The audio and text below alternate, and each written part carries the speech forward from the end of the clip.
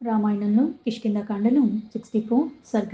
ఇక్కడ అపారమైన సముద్రాన్ని చూస్తూ వానరులందరూ కూడా దీన్ని దాటటం ఎలా అని విచారాల్లో పడట, అంగదుడు వారిని ప్రోత్సహిస్తూ వారికి గల గమన సామర్థ్యాల్ని వెల్లడించండని వాళ్ళందరినీ కోరుట గురించి ఇక్కడ చెప్పబడింది. ఆఖ్యాత గృధ్రరాజేన సముత్పత్త్యా ప్లవంగమాః సంగమ్య ప్రీతి సంయుక్త వేదుః సింహ విక్రమాః. పక్షిరాజైన సంపాతి వానరుల్ని ప్రోత్సహిస్తూ ఇలా పలికిన మాటలు విన్న తర్వాత సింహం వంటి పరాక్రమశాలులైన ఆ వానరులందరూ కూడా ఎంతో సంతోషంతో, ఎందుకంటే సీతాదేవి జాడ తెలిసిపోయింది, అందుకని ఒక దగ్గరికి చేరి అందరూ కూడా ఎగిరి గంతులేస్తూ కూడా కేరింతలు కొడుతూ ఉన్నారు. సంపాతేర్వచనం శ్రుత్వా హరయు రావణక్షయం హృష్టాః సాగరమజగ్ముః సీతా దర్శన కాంక్షిణః. సంపాతి యొక్క మాటలు విన్న తర్వాత వానరులందరూ కూడా సీతాదేవిని దర్శించడానికి చాలా ఉబలాట పడుతూ ఉన్నారు. అప్పుడు వారు రావణాసుడు యొక్క నివాస స్థానమైన లంకకు వెళ్ళటానికి ఆ సాగర తీరానికైతే చేరుకున్నారు. అభిక్రమ్య తూతం దేశం ద్రాదృశుర్భీమ విక్రమాః కృత్స్నం లోకస్య మహతః ప్రతిబింబమివ స్థితం. సాటిలేని పరాక్రమశాలులైన వాళ్ళందరూ కూడా సముద్ర తీరానికైతే చేరారు, కానీ ఎన్నో రకాల సంపదలతో నిండిపోయిన ఆ విశాలైన విశ్వానికి ప్రతినిధుల్లాగా ఆ సాగరాన్ని చూస్తూ ఉండిపోయారు. దక్షిణస్య సముద్రస్య సమాసాద్యుత్తరాం దిశం సన్నివేశాం తతశ్చక్రుః హరివీర మహాబలాః. మహాబలశాలైన వాళ్ళందరూ కూడా వీరులు ఆ సముద్రం యొక్క ఉత్తర తీరానికి చేరిన పిదప తమకి ఇక్కడ అణువుగా ఉండే ఒక స్థానాన్ని ఏర్పరచుకుని అక్కడ అందరూ ఉన్నారు. సత్వైర్ మహద్భిర్ వికృత్యేహ క్రీడద్భిర్ వివిధైర్జలే వ్యాస్తస్యేహ సుమహాకాయేహ ఉర్మిభిశ్చ సమాకులం. ఆ సముద్రంలో చాలా వికృతమైన రూపాలు కలిగిన పెద్ద పెద్ద నీటిలో ఉండే ఆ జీవరాశులన్నీ కూడా ఆనందంగా తిరుగుతూ ఉన్నాయి. అందులో మహత్తరంగాలు కూడా, అవి చూస్తూ ఉంటే పెద్ద పెద్ద ఎత్తుకి నిజంగా ఆకాశానికే తాకుతున్నాయి అన్నట్టుగా అంతలాగా ఉన్నాయి. పైగా ఇక్కడ అన్నీ కూడా మింగేస్తాయేమో మనల్ని అన్నట్టుగా ఆ ఎగిసిపడే అలలు అక్కడ ఉన్న జీవరాశులన్నిటినీ చూస్తూ ఉన్నారు.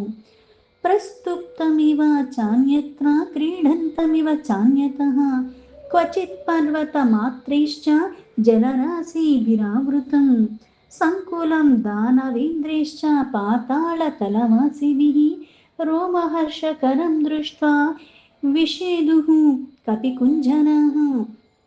ఆ సముద్రం ఒక చోట ప్రశాంతంగా నిద్రిస్తున్నట్టుగా, మళ్ళీ వేరొక చోట ఈ కేరింతలు అలలు కొట్టుకున్నట్టుగా కనపడుతుంది.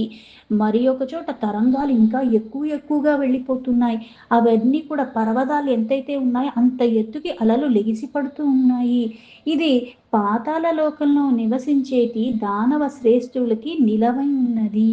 అందుకే దాన్ని చూస్తుంటే గగ్గురుపాటుగా ఉన్నది. ఆ సాగరం మహాసాగరము. అందుకని ఒక్కసారిగా ఇంత ఆనందం ఇప్పుడు దాకా పడ్డారు, కానీ అది దాటటం ఎలాగన్నట్టుగా మళ్ళీ వాళ్ళకి దిగులుగా అయిపోయింది.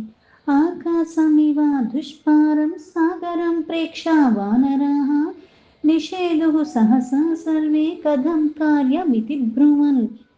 అంతటా వానరులందరూ కూడా ఆకాశాన్ని అధిగమింపరాని ఆ సముద్రాన్ని చూశారు. అంటే ఇక్కడ ఆకాశానికి ఎలా అయితే చేరుకోలేరో అలాగే ఈ సముద్రాన్ని కూడా దాటడం అన్నది చాలా కష్టతరము అని అనుకున్నారు. ఆ సముద్రాన్ని చూస్తూ ఇక వెంటనే మళ్ళీ దీన్ని ఎలా దాటాలి అని ఒకళ్ళు చర్చించుకుంటూ ఆ విచారంలో పడిపోయారు. విషన్నా వాహినీం దృష్ట్వా సాగరస్య నిరీక్షణాన్ ఆశ్వాసయామాస హరి భయాత్తాన్ హరిసత్తమః. ఆ సముద్రం చూస్తే అపారంగా ఉన్నది. అది చూస్తుంటే ఇంకా బాధ వచ్చేస్తూ ఉంది. భయభ్రాంతులకి లోబడిపోయిన వీళ్ళందరూ కూడా యువరాజైన అంగదుడు వాళ్ళందరినీ గమనిస్తూ వారిని ఓదారుస్తూ ఇలా చెప్తున్నాడు. తాన్ విషాదేన మహత విషన్నాన్ వానరర్షభాన్ ఉవాచ మతిమాన్ కాలే వాలీసూన్ మహాబలః. మహాబలశాలులు, పైగా ప్రతిభామూర్తులైన వాళ్ళందరినీ చూస్తున్న ఈ ప్రతిభామూర్తి, పైగా మహాబలశాలి బుద్ధిమంతుడైన వాలి ఒక పుత్రుడైన అంగదుడు అంతులేని విషాదంలో మునిగిపోయిన వాళ్ళ ప్రముఖులందరినీ కూడా సమయోచితంగా వాళ్ళందరినీ చూస్తూ సంబోధిస్తూ ఇలా మాట్లాడుతున్నాడు. సందర్భాలు అందరికీ వస్తాయి కానీ ఒకళ్ళు నిరాశపడ్డారని ఇంకొకళ్ళు అనుకుంటే అదే నిరాశకు అందరూ లోబడిపోయినప్పుడు ఏమవుతుంది అంటే ఆలోచన చేయాల్సిన విధానంగా దానిలోంచి బయటపడటానికి మార్గం అన్నది స్పష్టంగా కనిపించదు. కానీ ఎవరైతే అంతలాగా అందరూ దీనంగా ఉన్నప్పుడు కూడా మార్గం ఏంటి అన్నది అటువైపుగా మన ఆలోచనలు మరల్చేలాగా ఎవరైతే ఒకళ్ళు ఉంటారో ఆ సందర్భం నుంచి మనల్ని బయటపడటానికి చేసే ప్రయత్నము. అందుకే సమయోచితంగా సమయానికి సందర్భానికి తగ్గట్టుగా వ్యవహరించాలి. అంతేగాని గుంపులో గోవిందలా వాళ్ళిద్దరు ఏడుస్తున్నారు కదా అని నేను కూడా వెళ్ళి కూర్చుని ఏడవటం అన్నది మనం ఎప్పుడూ చెయ్యకూడదు. నా విషాదే మనః కార్యం విషాదో దోషవత్తమః విషాదో హంతి పురుషం బాలం క్రుద్ధ ఇవోరగః. ఓ వానరోత్తములారా, ఎవ్వరూ కూడా మనసుకి ఇలాంటి బాధను రానియ్యకండి. విచారపడటం అన్నది మహాదోషము. ఎందుకంటే అది ప్రమాదానికి నిలవై ఉంటుంది. విషాదం వ్యక్తిని ఇంకా ఇంకా కృంగదీసేస్తూ ఉంటుంది అన్నాడు. విషాదోయం ప్రసహతి విక్రమే పర్యుపస్థితే తేజసా తస్య హీనస్య పురుషార్థో న సిద్ధ్యతి. రెచ్చిపోయిన సర్పము ఎలా అయితే పిల్లవాడిని కాటేస్తున్నట్టుగా అది మనల్ని కూడా దెబ్బతీస్తుంది. పరాక్రమాన్ని చూపించవలసిన సమయం. అందుకని విషాదానికి ఇప్పుడు మీరు అలా ఉండకండి. ఎందుకంటే తేజస్సు తగ్గిపోతుంది, జ్ఞానం అన్నది శూన్యమైపోతుంది. అకారణంగా పురుషార్థాలకి నెరవేర్చుకునే సమయం ఆసన్నమైనప్పుడు ఇట్లాంటి విషాదానికి లోబడినప్పుడు మనం చేయవలసిన కార్యాన్ని మనం నెరవేర్చలేము అని. తస్యాం రాత్యాం వ్యతీతాయాం అంగదో వానరే సహ హరివృద్ధేః సమాగమ్య పునర్మంత్రం అమంత్రయతు.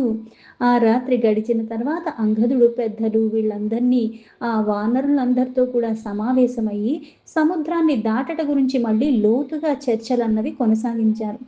సావానరానాం ద్వజీని పరివారంగదంబభూ వాసవం పరివార్యేవ మరుతాం వాహిని స్థితాం. వానర సైనికులు అందరూ కూడా అంగదుడు చుట్టూ చేరారు. ఇంద్రుని చుట్టూ చేరిన ఆ సురుసైనలాగా వీళ్ళందరూ ఉన్నారు. కో అన్యాస్తాం వానరీం సేనాం శక్తః స్తంభయితుం భవేత్ అన్యత్ర వాలితనయాత్ అన్యత్ర చ హనుమతః. వాలి కొడుకైన అంగదుడు వాయుసూతుడైన హనుమంతుడు రక్షకులుగా ఉండగా ఆ వానరసేన ఇలా నిలవరింపగల మొనగాడెవ్వడు అంటే ఇక్కడ అంగదుడు ఉన్నాడు ఒక పక్క, ఇంకొక పక్క హనుమంతుడున్నాడు. వీళ్ళిద్దరూ రక్షణలో ఉన్నప్పుడు వీళ్ళని వచ్చి ఎవరన్నా సరే ఎలా బాధకి గురయ్యేలాగా చెయ్యగలరు. తతస్థాన్ హరివృద్ధాంశ్చ తచ్చ సైన్యం అరిందమః అనుమాన్యంగదః శ్రీమాన్ వాక్యమర్ధవధబ్రవీత్. అంతటా శౌర్య పరాక్రమాలు కలిగినవాడు, శత్రువుల్ని సంహరించే సమర్థత కలిగిన అంగదుడు అక్కడ వానర వృద్ధులతో అక్కడ ఉన్నవారి సేనలతో అందరితో కూడా సాధారణంగా అర్థవంతమైన మాటలు మాట్లాడటం మొదలుపెట్టాడు. కా ఇధాని మహాతేజ లంఘయిష్యతి సాగరం కహ కరిష్యతి సుగ్రీవం సత్యసంధం అరిందమం. ఓ మిత్రులారా, ఇప్పుడు ఈ విశాలమైన సముద్రాన్ని దాటగలగటానికి ఆ మహాశక్తిశాలులు ఎవరు? శత్రువుని సంహరించటంలో కూడా దక్షుడైన సుగ్రీవుడికి సత్యసంధుణ్ణి చేయటానికి ఏదైతే రాముడికి మాట ఇచ్చాడో దాన్ని నిలుపుకునేలాగా చెయ్యాలి అంటే మనం ఇది దాటి సీతాదేవి యొక్క జాడ తెలుసుకోవాలి.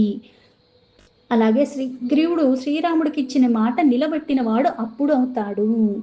కోవీరో యోజన శతం లంఘయేశ్చ ప్లవంగమాః ఇమాశ్చాయూతపాన్ సర్వాన్ మోక్షయే కో మహాభయాత్. అందుకే ఓ వానరులారా, సముద్రం మీద ఆ 100 యోజనాల దూరాన్ని ఎగరగలిగిన ఆ వీరుడు ఎవరు?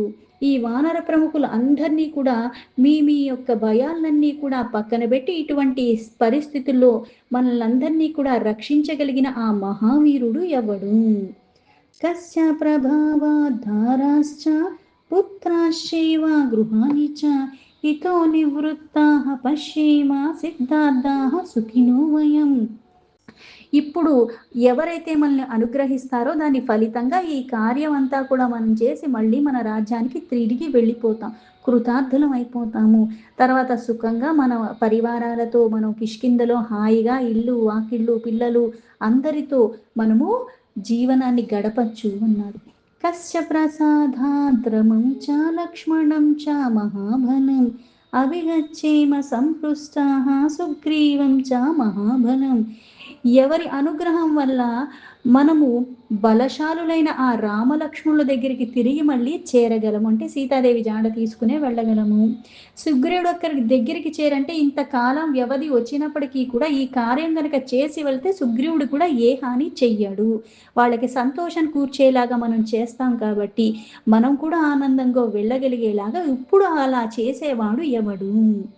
యది కశ్చిత్ సమర్థూవః సాగరప్లవనే హరిః సాదధాత్వేహ నః శీఘ్రం పుణ్యాం అభయదక్షిణాం. మన వానరుల్లో ఈ సముద్రాన్ని దాటగలిగిన సమర్థత ఎవరెవరికి ఉన్నదో, ఎవరికి ఎంత సమర్థత ఉన్నదో అందరూ కూడా స్వచ్ఛందంగా వచ్చి మీ బలాలని చెప్పండి, మాకు అభయాన్ని దానంగా ఇచ్చి పుణ్యం కట్టుకోండి అన్నాడు. ఈ కష్టతరమైన సమయాల్లో గట్టెక్కించిన వాళ్ళు అవుతారు అని. అంగదస్య వచః శ్రుత్వా న కశ్చిత్ కించిదబ్రవీత్ స్థిమితే వా భవత్ సర్వా తత్ర సా హరివాహిని. అంగదుడు యొక్క మాటలు విన్న తర్వాత అక్కడ ఉన్న వారందరూ కూడా ఎవ్వరూ ఏమి పెదవి ఇవ్వనే లేదు. అప్పుడు ఆ వానర సైనికులందరూ కూడా మళ్ళీ నిమ్మకు నీరెత్తినట్టుగా అంత నిశ్చలంగా ఉండిపోయారు. పునరేవాంగదః ప్రాహ తాన్ హరీన్ హరిసత్తమః సర్వే బలవతాం శ్రేష్ఠా భవంతో దృఢ విక్రమాః.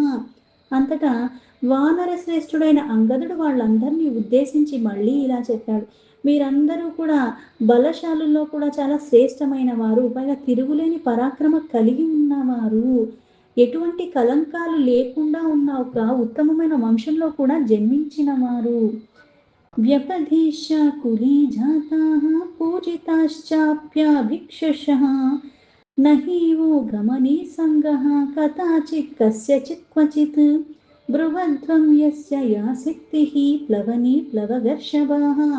అందరికీ గౌరవ ఆదరాలు కూడా చేరుకునేలాగా ఉన్నవాళ్ళు మీరు. ఎప్పుడైనా సరే, ఎవరైనా సరే, ఎక్కడైనా సరే మీ గమనాన్ని అడ్డుకోగలిగిన సమర్థత ఎవ్వరికీ లేదు, అలా ఎప్పుడూ జరగలేదు.